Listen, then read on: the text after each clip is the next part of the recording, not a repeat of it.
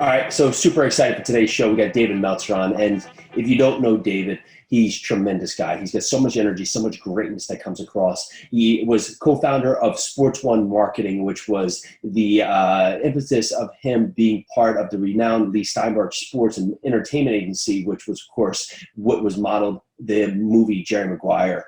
His life mission is to empower 1 billion people to be happy. Very simple yet dedicated mission. He just brings amazing value through his content. He's a 3-time international best-selling author, a top 100 business coach, executive producer of Entrepreneur's #1 digital business show, Elevator Pitch, and host of the top entrepreneur podcast, Playbook. He really just brings it. The energy you're going to get today, the actionable steps, how you're going to go through a time right now with so much uncertainty and really just make sure you're pushing through. So it's a must listen. Stay here to the end. David gives you everything he's got here today, and I'm ready to do this. Here we go.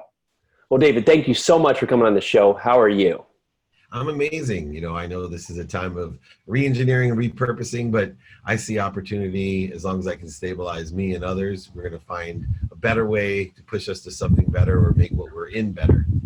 And that's a great part to really jump in here. A lot of people feel lost right now, right? They feel completely out of the loop. They feel helpless. And it's this, I was thinking about this, it's this time where we're all going through something ideally together, but we're all doing it separately. For people that feel that their energy's off and they can't really get themselves in a pace, what would be some suggestions that they could really make a pivot to get them back in the game? One of the things is to do an inventory of your values. And what makes it easy to handle change is when we can take a snapshot day by day of today, what are my personal, experiential, giving, and receiving values? And when we break it down to those 4, understanding that there's opportunities determined upon the snapshot of the day to expand and accelerate different parts of those values. I've never been a balanced person. I've always been a day-to-day inventory person where some days if the opportunities are more aligned with my receiving values, then that's what I focus in on. If some days more on my personal values, some days on my experiential, and other days on my receiving. So through this transition and repurposing that's going on, if you take an inventory of your values, you'll start finding opportunities. You'll start seeing and looking to the light, the love, and the lessons that are here. What happens is, and this happens a lot in judgments and conditions about snapshots, is that we are just a wealth of snapshots, and people, they judge us and they put conditions on our snapshot. So I tell stories about high school friends that say, oh, that Dave Meltzer, he's full of shit. Or, my uncle who's like, oh, what's this charity? How much is Dave Meltzer making for this charity? And other people are offended. But my ego has no need to be offended because I know those were the snapshots of Dave Meltzer that my high school friends got, or the snapshot that my uncle had me growing up in my 20s where I was motivated by money, where I now take my daily snapshots and align my personal, experiential, and giving and receiving values to the available opportunities that exist today. And that way I'm maximizing every day. I'm accelerating and growing. I have a positive mindset. And truly, I have what's called compound interest. It's so funny. The idea of this virus is compound interest, right? Sure is. Yeah. Well, there's also something called serotonin. And which is created by making people happy and doing good and receiving and giving and witnessing giving and receiving. And serotonin is not only the thing that makes you happy or feel like you're happy, but it's also the best thing for your immune system, right? And so why don't we create a new virus called serotonin by looking at our values and helping other people and helping ourselves be happy and allowing people to witness that? And how do you transfer that from yourself feeling like the victim and really just changing your identity right now? I've always told people the same thing when challenges arise in their lives. People that are unemployed, people that may be sick, or other things that have happened in their life. I always say the best thing you can do is go help somebody. Right? We all have strengths and weaknesses, and let's give our strengths away and let's go help people. If you're sitting at home bored with nothing to do, find a way to go help someone. Go through your phone. One of the great exercises that I do with free time, I'm a student of my calendar, so I study what I am doing, what I have planned, but I'm always studying the white space of my calendar, what I don't have. And I go through and I pick things like taking inventory in my phone. What a great time to go through your phone and not only call people that you haven't talked to, that you care about, and ask them how you could be of service or of value, or check in with them and give them love. But also, if there's no need for someone to be in your phone, take inventory, kick it off your phone. It's just taking up space. If you haven't talked to them in 10 years and you don't want to talk to them now, take them out of your phone. Another thing that you can do with the white space of your calendar, time.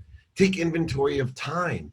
So for me, I always have a thing, even when I'm productive, I'm always looking to save 4 minutes. So I look at things I do every minute, every hour, every week, every month, every year, every lifetime, whatever it is. But if I can find something that I can save 4 minutes in, I know it's 24 hours a year that I'm saving. One of the simplest ways to save time, I'll give everyone an exercise to save 80 hours a year. 80 hours a year. That's 8 times 10. That's 10 days of average productivity. Right now, I'm going to give you 2 weeks of your 3 weeks off. You're working at home. Let me give you 2 weeks back. Just sit down and think about where to put your keys in your wallet. That's true. 80 hours a year spent looking for things that we lose. So if you can create a system while you're at home right now, because you've never had time to create the system, and you can save yourself from losing stuff, I just saved you, or created for you, 80 hours of productivity, 2 full weeks to be more productive and make money, help people, and have fun. So that's a great point, right? We're all having this extra time right now where a lot of people are looking for what to do with it, but ultimately a lot of people are getting what they want, right? So they work to be able to spend more time with the family, and now they have that time. They work to have this ability to go after this maybe side hustle they want to go after. So if someone's having this extra time and they're lost, do you have any way to give them some direction on how to find their passion that maybe they should be doing to fill this void?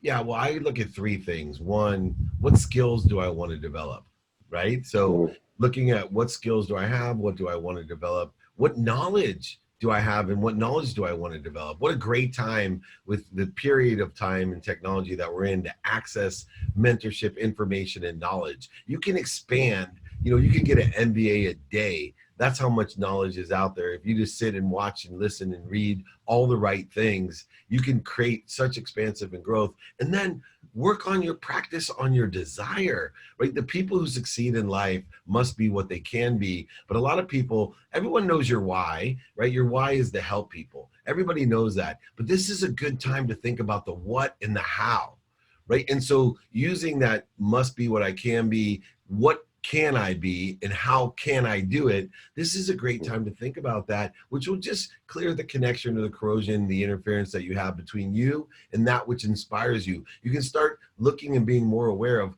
why don't I feel good when things are going good? Why aren't I gracious? Why aren't I forgiving? Why aren't I accountable or inspired all the time? You can actually create a practice or a habit machine that'll allow you to be more effective, efficient, and statistically successful in what you're doing. Yeah, I love that. And we find that, we're either fearful of failing and fearful of success, right? So how do we get out of our own way? Yeah, that's the best question. Is number one, realize that you're already connected to the greatest light, lesson, and love that exists. You're already connected to it, and you're the interference, and you're the corrosion between that, and which has given you enough power in your thumb to light up all of Manhattan. So listen to me, everybody. If you want to practice ending fear, you have to determine first, what is ego-based consciousness, and raise your awareness to the activities that cause you to accelerate in a trajectory that you don't want to go. What does that mean? Let me give you some examples. I'm constantly defining these and practicing getting out of my own way by knowing a need to be separate, a need to be inferior, a need to be superior, a need to be anxious and angry and frustrated and resentful and offended and guilty and sad and fearful. Whenever I have these feelings, I know I'm in my own way, because I know I'm already connected to the greatest source of energy, light, and lessons and love that exists. And therefore, if I'm feeling these feelings of separateness, of anger, of fear, I must be creating interference or corrosion to that connection. So I'm getting in my own way. So I make it a practice of, number one, waking up in the morning and finding my highest frequency. That doesn't mean to meditate like I do. It's taken me 13 years to figure out how to meditate and get the most of it. But if it means taking a walk or going swimming or walking your dog or sitting down by yourself with a cup of coffee and looking at something positive, whatever it is for you, find your highest frequency at the beginning of the day. It will help you know the awareness of when you're in the ego-based consciousness, when you're creating interference and corrosion, because it'll feel different than that highest peak. And so when you get off the highest peak, instead of like a car on top of the hill in San Francisco, letting it go downhill and build momentum and feeling run over at the end of the day, all it takes is one little pinky, to hold the car at the top of the hill because it started to move. Right? If you know that highest frequency, you'll know when things are starting to move in the wrong trajectory, which is creating interference and corrosion to that highest power of source energy, light, and love that you're already connected to. That's the definition of getting out of your own way. That's the practice of ending fear. And that's also the practice of creating the greatest efficiencies, effectiveness, and statistical success and happiness in your life. Yeah, and then you're outlined to actually get so much more to life, right? So you're able to push through that fear, and then that's not much of a fear anymore. And now you can do bigger things, and you can get out there. And so you've had so many lessons learned in such a good way. What's something that's happened in your life that is maybe not been ideal, but has been crucial to your growth that you would definitely go through again, even if it wasn't an ideal situation? Sure. Well, I lost over $100 million, and I would absolutely do that again. And it's the astronomical belief that could happen, the astronomical belief that not only could I make it through the other side, but I could make it through better with a better mindset and make back all the money, all the fun and all the opportunity by helping people, by creating an opportunity and making room for what I want, by shifting the paradigm of value, by being of service and helping others is an extraordinary thing. And I wouldn't have been able to do it but for my wife and my mother and the important people in my life that told me I was lost.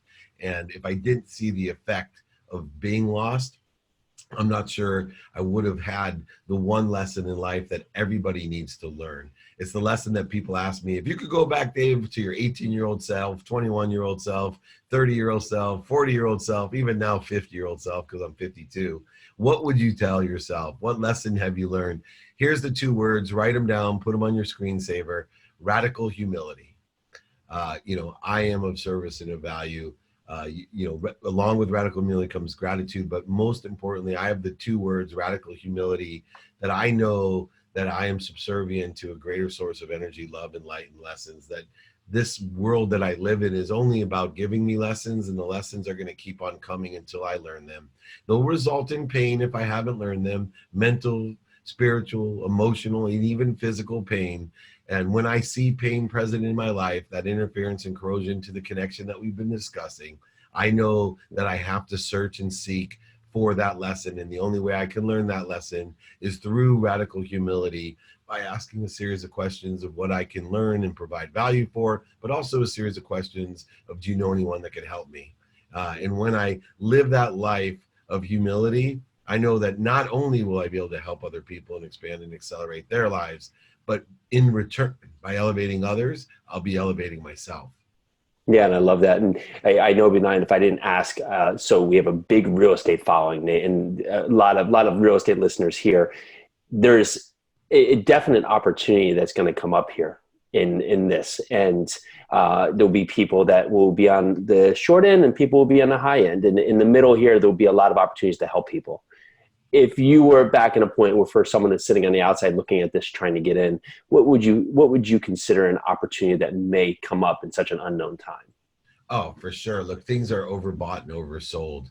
So I would go and find someone that's been in your area, in the real estate business, in your area, in your practice, whether it's mortgage, title, commercial, residential, whatever it may be. Find the person with the most experience in that area and ask for help, and ask to tell him and to teach you when things are oversold. Remember, money doesn't disappear. It just slows down. And when money slows down, then real estate moves faster. When real estate moves faster, opportunity is available for everyone, right? The transactional people that do mortgages and titles and insurance, they make much more money. They don't care what price the house is sold at. They just want more action, right? They want more movement. So you want to take advantage of the movement that will happen. If you're lucky enough to have financing partners or financing yourself, just wait and find an expert in your area to tell you when it's oversold and buy. Right? Yeah. And then ask them to give you another call in a few years when it's overbought. so you can sell. You don't got to be at the bottom and you don't got to be at the top. In real estate, that margin in between every 10 years or so will make you a multi-millionaire in the buying and selling. And then if you're in the transactional part of it, make sure that you're not lying, manipulating, cheating, overselling, or back-end selling. There's enough business for you. Be abundant, be fair, give good service to people, help them out. They'll remember you next time things slow down. And that's where the real cream is made. So there's huge opportunities, especially because of interest rates being so low, and the inventory, although it's out there, it's still low, right? We didn't lose the demand. So interest rates are low, inventory is low, the economy is, people will be cashing out on real estate. So there's going to be a lot of movement. So if you're in the transactional side, make sure that you provide service. If you're in the buying and selling side, make sure you gather mentorship and expertise in your area, practice, etc. And simply just ask, when is it oversold, and buy. Yeah, I love that. Mentorship's key, right? And just having the right people around you that just can give you that guidance. You have to be open to receiving that too, and just asking the questions. We're never the smartest one in the room. If you can't outline yourself with the right people on your team, you're going to be lost. And I actually had this great thing happen the other day. I was looking for something, and someone gave me, they could have gave me poor guidance, but they gave me a referral to someone who could actually give me the best guidance, right? In these years, I'm going to remember that person. That person gave me guidance where they could have, because they wanted to make fee or make a transaction on this, they could have given me guidance that was maybe more aligned for them making money. But they said, no, you should go to this person because they're going to be able to give you the best answer.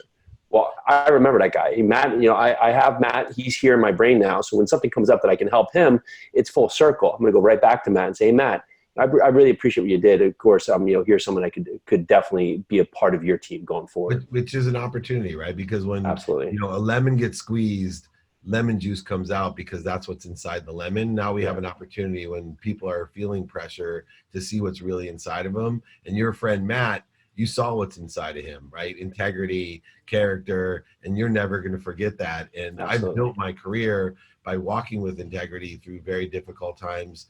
97, 2001, 2008, and always kept those relationships. And that's why I was able to recover so quickly, is I went to all those relationships and said, hey, do you know anybody who can help me, or is there anything I can do for you? And that simple methodology allowed me to start building transactions and moving money very quickly to make a margin off of value and providing service and value to others because of one simple lesson: be kind to your future self.